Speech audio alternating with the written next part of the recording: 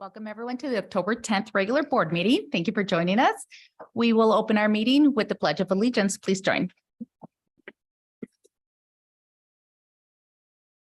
I pledge allegiance to the flag of the United States of America and to the republic for which it stands, one nation, under God, indivisible, with liberty and justice for all.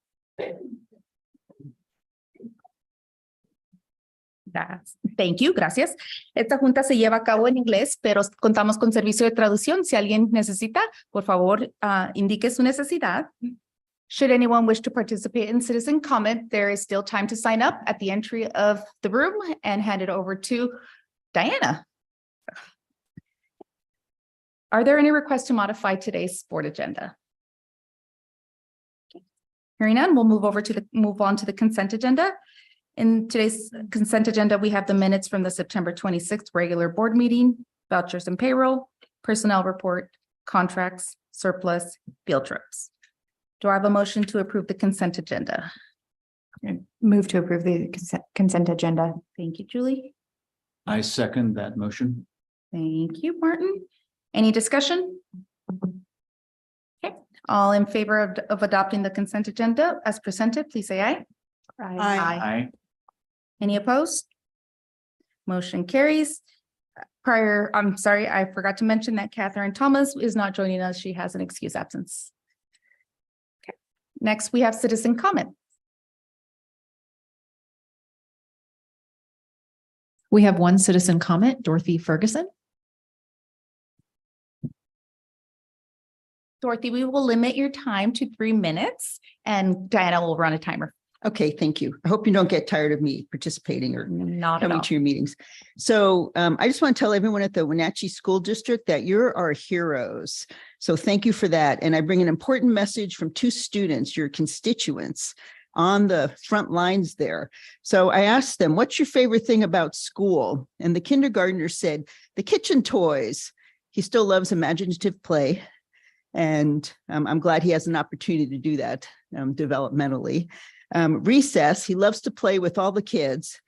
His imaginative play causes some issues in the classroom because he gets everybody else playing. And so the teacher tries to move him around, but he makes friends at every table he goes to. So, and then brain breaks. And I didn't know what brain breaks were. And he said, brain breaks, after we do a lot of work, our brains are tired. We tell our teachers that our brains hurt. And we need a brain break to do fun stuff. And then they get a chance to rest their brains. So they're ready for more work. And the 3rd grader said PE, art, math, and especially the popcorn chicken basket at lunch. He likes those.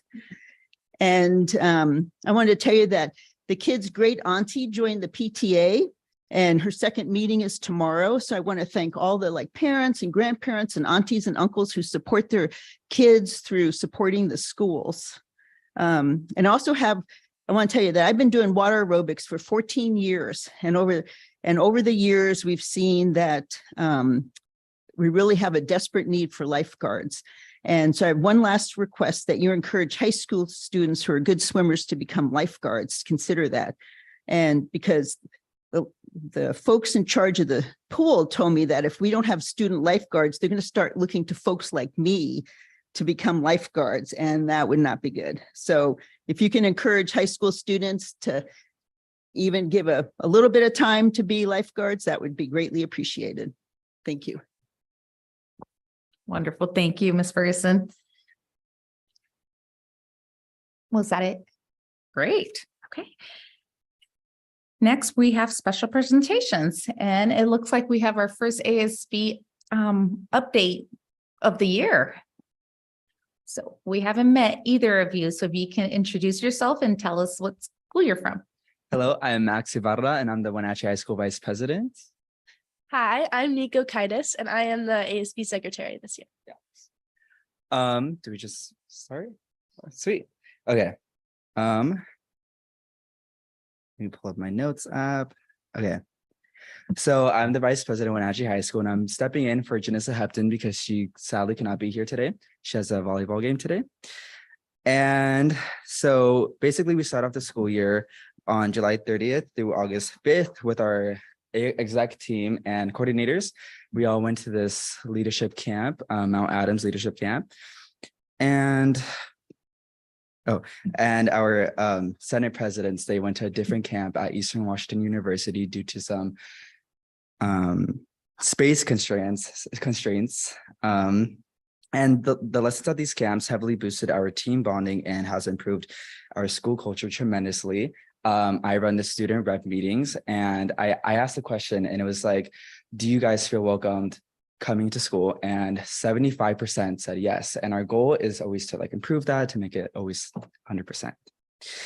The next few weeks heading into this to the school year, our ASB rigorously wanted to make sure that we started the school year off right. We started the school year with our freshman Ignite orientation on August 29th, and then the rest of the school started on the day after, August 30th.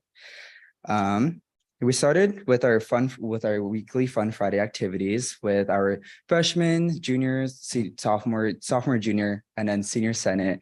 So it's just like lunch activities for like this, like the students can like interact and have fun.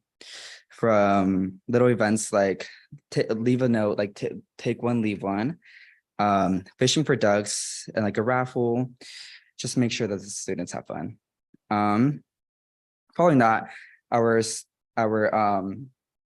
assemblies coordinator Gabby Volan planned our first pep assembly for the season in honor of our Battle of the Bridges week that would soon follow. The Color Wars themed assembly was a hit. We had our cheerleaders and Applettes perform and like do some chants with the crowd, and we can like learn some chants and cheers for the following sporting games. Follow that was our battle, like the Spirit Week for the Battle of the Bridges, which include Barbie for Tuesday, PJ Day for Wednesday, Jersey Day for Thursday, and Purple and Gold for Friday. Even though our football team did not win, we still had an incredible turnout with amazing students decked out in school spirit. It's like sweeping the what's the word? Bleachers. There you go. After that, things kind of slowed down until September 25th, when our wonderful senior Senate planned our annual senior sunrise at Walla Walla Park at 6 a.m. They were excited to have so many students show up, and yeah, they were just, sorry, I'm a little nervous in my first meeting. Yeah, it was just really amazing to see so many students excited for the senior sunrise event, and I'm excited to have more planned out for upcoming school year. Following that, our culture team, led by Kaylin Gilliver and Sienna Miller, planned our Panther Center Park event, where students are invited to come play some games and just hang out as a school. Unfortunately, for most of the planning, our leader, Sienna Miller, was admitted to Children's Hospital for some health reasons, but I'm glad to say that she's back and she has attended the last 2 leader meetings. And as of right now, our ASB is working really hard to plan our annual homecoming event, which is planned for October 21st. And the theme is Midnight Gardens. And we're excited to share with you how this event goes and we're excited to share with you how the event will go, as well as what the following month has in store for us at Wenatchee High School at next month's meeting. Thank you for having us. Thanks. Excellent report. Does anybody have any questions for Max? Great. Thank you. Thank you. No questions, just really glad to have you and look forward to seeing you and your president and hearing about your goings on all year. Thank you. Thank you. Thank you. Okay. I believe now we have West Side.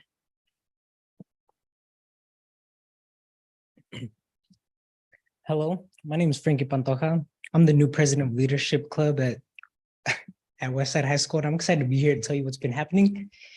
We've been hard at work getting our club going this year, and we're excited to be doing great work in our community. We're working with a lot of organizations in and around our community to get people who are in dire need of socks. This year, our donation increased from the Bombas Sock Company, and currently we have a little over 10,000 pairs. We'll be sending out a Google request form to a community organization for them to request socks. We're also preparing for our first Spirit Week, October 23rd through 27th.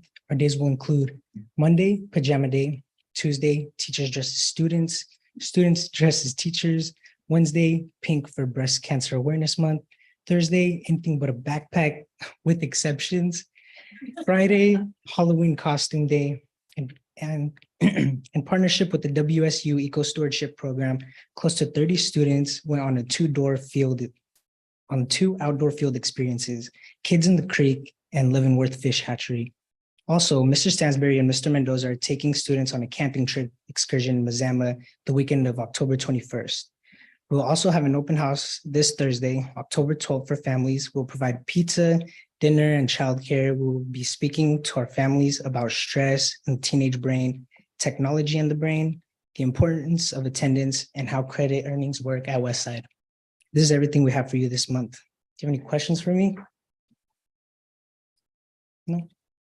Also, thank you to very much, Frankie. And you need to get credit for taking 2 leadership roles. We're also working on the Student Advisory Council. So thank you very much. Thank you. Thank you, Frankie. Okay, up next, we have a special presentation from Columbia Valley Community Health. I'll hand it over to Dr. Kevhar. Absolutely. My microphone on, absolutely.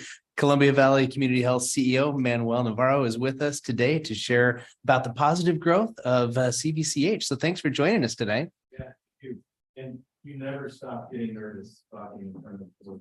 Right.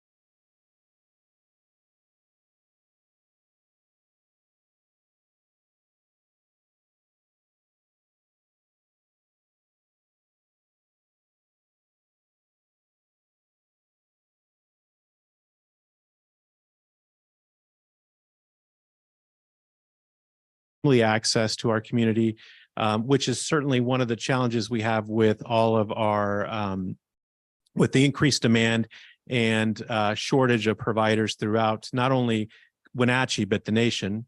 And then how do we provide that convenient access for a lot of individuals who normally wouldn't be able to access that in just the traditional manner that we have?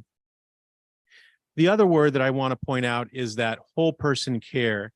And I think CVCH does a really good job of looking at providing the physical care with our medical and dental, but then also with providing with physical care with our medical and dental, and then looking at our mental care with our behavioral health. One of the missing components and something that we're really focused on tackling in the next couple of years is how do we provide that social whole person care? A lot of the social determinants of health that you as educators certainly have to struggle with that affect students' abilities to achieve their education, similar to families that we work with in terms of how do we help that affect their ability to really obtain optimal health. And then finally, looking at underserved. Now, I think the traditional concept of underserved people may think about is the financial barriers, and that's certainly true. But when we look at our barriers, it's not just financial, it's transportation, it's language and cultural, it's education level and knowledge and health literacy. So definitely looking at all of those and wanting to provide and break down those barriers and looking at how do we provide improved health coverage. One of the things that I always get asked about from CVCH is who owns CVCH? And I think people don't realize that we are a not-for-profit, and one of the requirements of a community health center is that we're board driven by local community members, and 51% of our board have to be actual users of our services. So I wanted to share with them because I'm always proud of our board. They volunteer much like you do in serving the organization, and we're lucky that actually 70% of our current board are actual users of our services. So when we respond to who owns CVCH, our community owns CVCH, and more importantly, our patients really drive what we do on an everyday basis in terms of defining the services that we need to provide and how do we go about doing that for our community. A couple of activities from last year. We report every year our performance to the federal government through our UDS report. And I just thought I'd share a couple of our accomplishments. Last year, CVCH served a little over 37,000 unique individuals, and not all in the area here. Of those, 86% of those patients used our medical services, 30% of those patients used our dental, and 10% are behavioral health. 84% of our patients are self-reporting below the 200% federal poverty level. And I think it's always astonishing to think about, poverty tends to have a negative connotation. People who are unemployed and not working and homeless. But the reality is, if you look at a family of four making $60,000 a year is at 200% the poverty level. So that's really a lot of hardworking families in our community that we serve in that realm. And of course, we still have access for the uninsured, and about 16% of our patients were uninsured for various reasons, whether they didn't qualify for insurance or they just elected not to seek out insurance coverage because of their choice. As a designated migrant health center, we obviously have a focus on the agricultural community. And so 27% of the patients we serve self-identified as agricultural workers. And again, I think there's a misconnotation of what that means. It's not just the person out in the fields harvesting the fruit, in our case, because of our fruit tree industry, but it's also the irrigation individuals. It's the people driving the trucks. It's the people who are packing the fruit in the sheds. It's also the orchard owners and their families as identifying as agricultural workers. So definitely a large portion of the community that we have in our area. And then lastly, last year, CVCH, the total cost of the care that CVCH delivered was a little over $48 million. And so if you extrapolate that out per patient, CVCH provided about $1,200 of care per patient that we serve. So definitely a large amount that we care for in our community, considering we just do outpatient services. Like I said, my hope is as we continue our partnership and as we get further into the school year, that we'll be able to report back directly how our partnership is affecting the Wenatchee School District students in terms of the amount of medical visits that we provide, behavioral health, number of unique patients that we serve specific to Wenatchee School District. The schools just started, so we didn't have a lot of numbers that we wanted to share. We also wanted to remind the school district that with Andrea Hoey's retirement this summer, we had to restaff our clinical outreach team. We're happy to report that we did restaff that. So we have a provider joining us in December, and we'll be able to go full board with some of the projects that we had in mind with the school district. In the meantime, though, we have started kind of piece together some other activities that we've continued to do. Our school-based coordinator, Baydit, who has worked with the school district, has left us, but we have replaced her. We actually hired her replacement today, and so she'll be starting her orientation soon. So Deanna Zaragoza, and that position is a position that's actually funded by the school district. And we hire them, we train them, and they're embedded in the school district to help coordinate access to care for the Wenatchee School District students and their families. We've also have begun and have completed and worked with the migrant health program here at the Wenatchee School District, completing those migrant physicals throughout this semester, and we'll continue to do that. We partnered with several of the middle schools to offer on-site school physicals, improving access to that for many of the students who may have challenges in getting to a clinic or an appointment. We've started our behavioral health therapist program in a couple of the schools. As we start to get more and more referrals and filling those out, we actually have 2 or 3 schools now that are consistently have a therapist visiting them for on-site therapy. We're partnering with the school district for mental health screenings and along with other members of the community. We continue our dental screenings through the elementary schools, and that continues to be a big benefit. And then, of course, our Girls on the Run. We reestablished the fall program. Typically, this is a spring program that we have numerous schools, over 22 schools in the in our service area, and many of those in the Wenatchee School District Elementary School. And this year we started our fall program. We have 1 school participating from the Wenatchee School District in that. So very thankful for the opportunity to partner with you in serving the students in this school district, and look forward to continuing to report out good partnership numbers and looking for other ways that we can serve the school district and their students. So any questions that I might be able to answer for you today?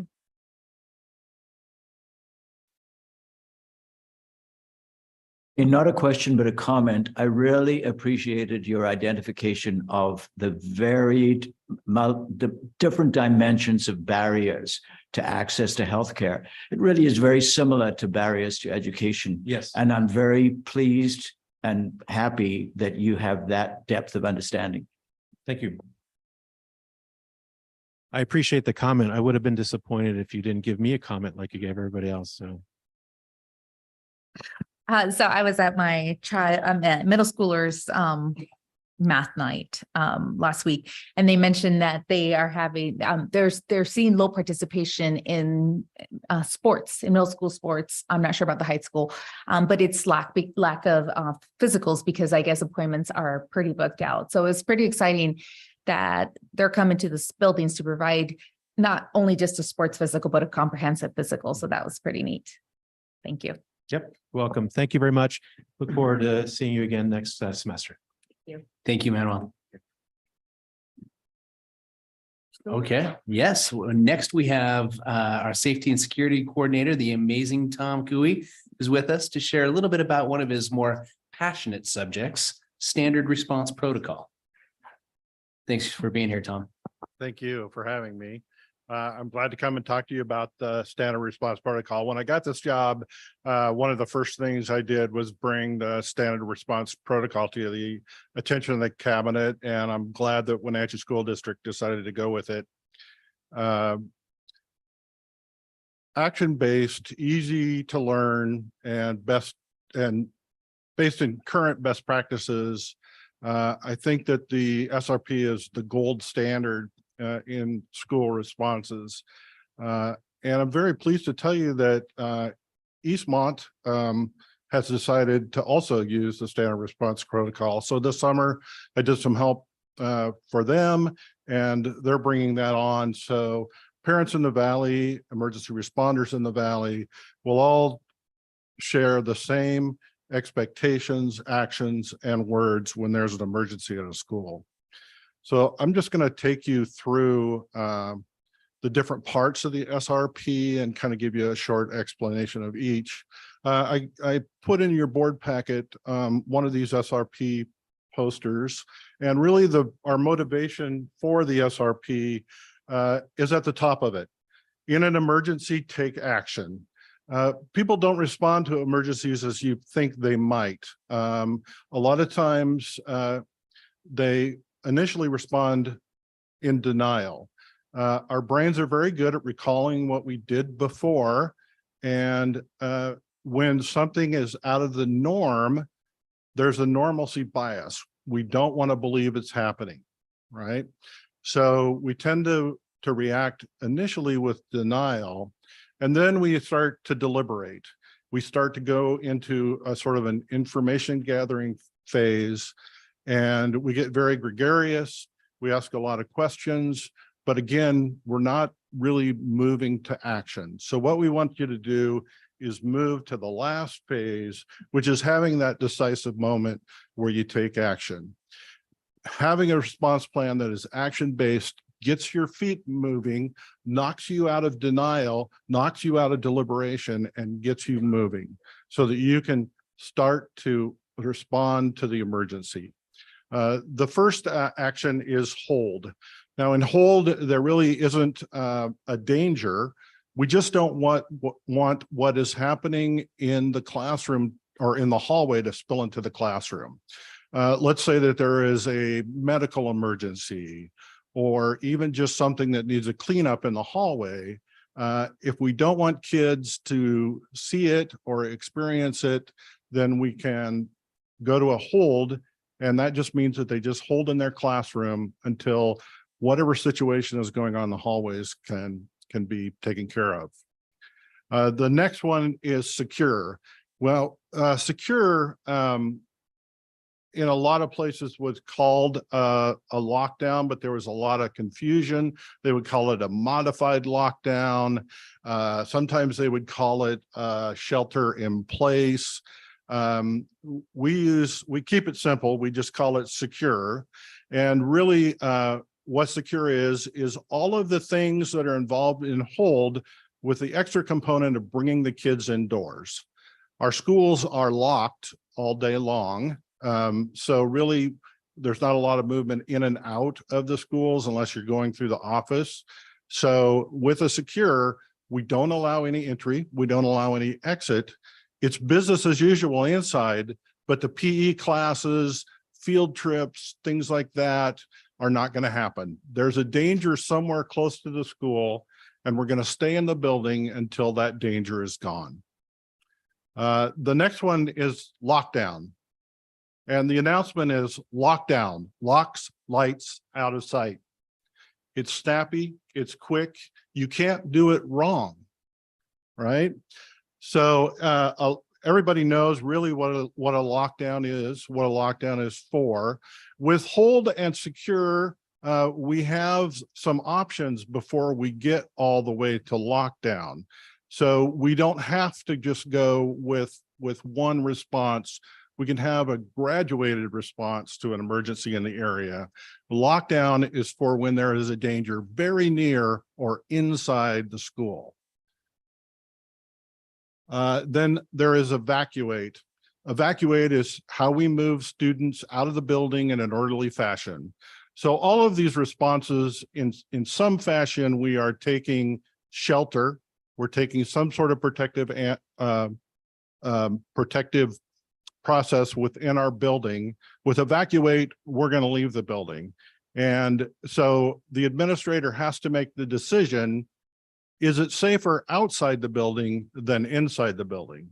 And when that decision has been made, we do an evacuate. A fire drill is probably your best known evacuate. And then there is shelter. Some places call this shelter in place. We keep it simple in one word, we call it shelter. And then we announce the shelter and the safety strategy. So in the case of an earthquake, the announcement is stop, cover, and hold on. So you would get underneath a table, get underneath a desk, and then you would hold on to that desk until the shaking stops. With shelter, we also have them for a hazmat incident. And in those cases, we stop moving around the building to limit the air movement within the building, and we turn off the HVAC. Shelter is always used with a safety strategy, and that strategy is always announced to the staff and the student body. And it is used when there is a danger that is not a person. So we differentiate between when the danger is a human being and when the danger is something else. And that helps the people who are responding to understand the emergency and understand the nature of their response. So those are the 5 actions that we take in an emergency. The key to the standard response protocol is very simple: shared expectations, actions, and words. Thank you. Any questions? I just have a question. Yeah. How often are these techniques practiced with either our staff or students in our buildings? Monthly. And they have, we give them a calendar of suggested drills. We keep it a suggestion, just in case they have a situation where it's not going to work for them to do a particular drill. But we do drill every month. Follow up to that. How often do we drill with involving our law enforcement or fire or other external resources? Well, they don't really participate in the drills. We do that more in an exercise. And the difference between an exercise and a drill is when you're trying to use muscle memory and go through a very simple process. So with drills, it's quite small. We're trying to just go through that process, and we're trying to create a script in your mind that you will follow. That combats that normalcy bias that I talked about. With an exercise, then you've expanded it to include emergency services and a few more players. We held an exercise at Westside High School last year where they evacuated and walked to Newberry Elementary School. And that was, we used transportation with that, and we also used some emergency responders. And then first thing last summer, we held a large functional exercise with Wenatchee Valley College. And that had about 120 or so people that were involved in it, mostly first responders. Do you try and coordinate the exercises at least annually so they have some exposure to our buildings? And so they do some practicing in the summertime. The police will come into our buildings and do some practice things without the kids being there. And that it helps them to understand what they're going to be confronted with some of our buildings, and helps inform their response. But that's the onus is on them for that. I don't really get involved too much in that. They figure out what they want to do, and then they carry that out. And then, of course, our school resource officers are intimately familiar with our buildings.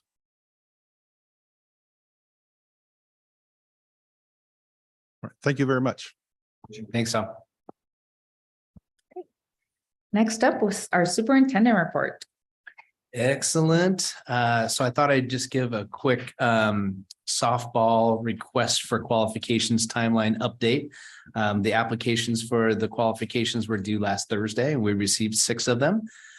We had an application review session today with our project manager and our director of M&O. We're going to invite 3 companies back next Tuesday for some interviews. And then hopefully we'll have a contract in front of the board in November. So we're excited about that. It's wonderful progress. And then just to share a little bit, I think one of the most important and fun experiences I get to have as superintendent and in some of my other roles is just visiting our buildings. That's literally the highlight of my day or week. I'm often in our buildings for particular meetings or particular reasons, but it's really nice just to have unrestricted time in the buildings with the principal or administrators and just wander through, learn about the building and have them highlight and get to see some classrooms. And so I have been able to do that the last couple of weeks. So I visited Washington, Lewis and Clark, Wenatchee Valley Community Transitions Program, which will be our board presentation on Monday. So that was fun. Foothills Middle School, Westside High School, and then today I got to visit Newberry and Sunny Slope. So it was very, very fun. Had a couple of students that asked me what a superintendent does, and so we had great conversations there. I know it was great, and the student left the conversation by saying, "Man, I wish I could be the superintendent." So we had a conversation about that. Of course you could. So that was great. Also wanted to share our second grade STEM field experiences last week. Earth on the Move was the STEM field experience at the base of Saddle Rock. So this experience was the real world and relevant learning experience that is based on the next generation science standards and related to the Earth's surface changes and things that cause that change. So that's just one of many of the K-6 field experiences that we coordinate through our Science Resource Center, and really expanding the walls of the classroom out into the nature. We also had our Migrant Multilingual Parent Night, also known as our PAC meeting last week. And that was the first of many, and the focus was gang prevention and parent communication. And the topics for these parent events are usually generated through our Parent Advisory Committee or our PAC officers. So the next one will be in January 24th. All right, thank you. And that is the superintendent's report. Thank you. Board communication, Julie.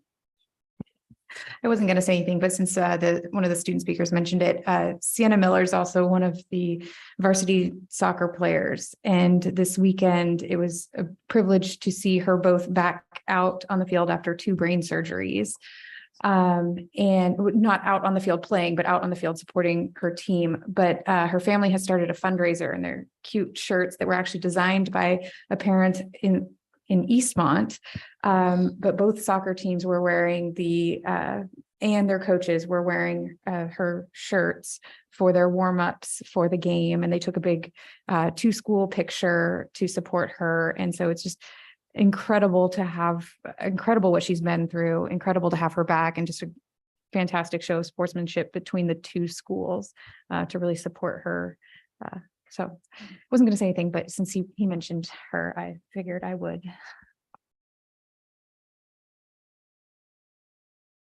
I actually have an add-on for the PAC Multicultural Night.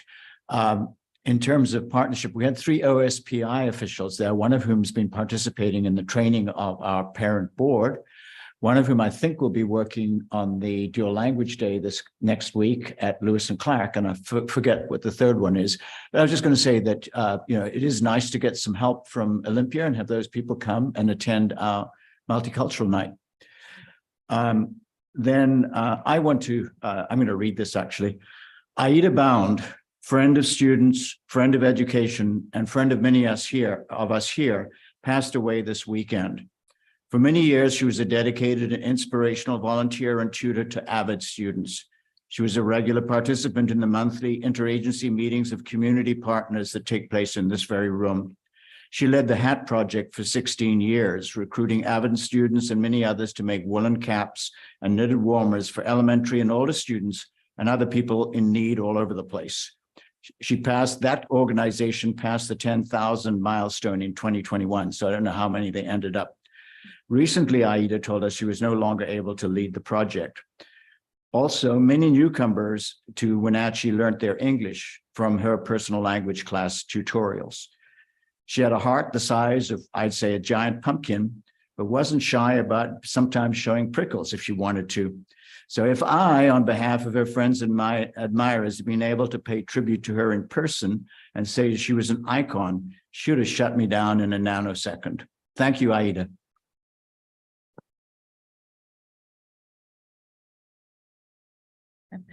So just to add to that, some of you might not recognize the name Aida Bound. She used to go by Grandma.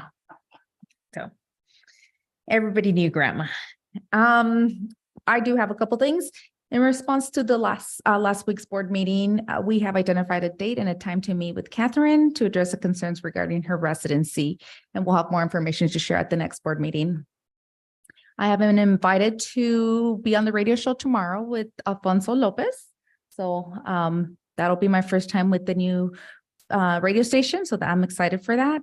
And then I have also accepted the invitation to participate in the panel discussion with Cafe. That will be tomorrow.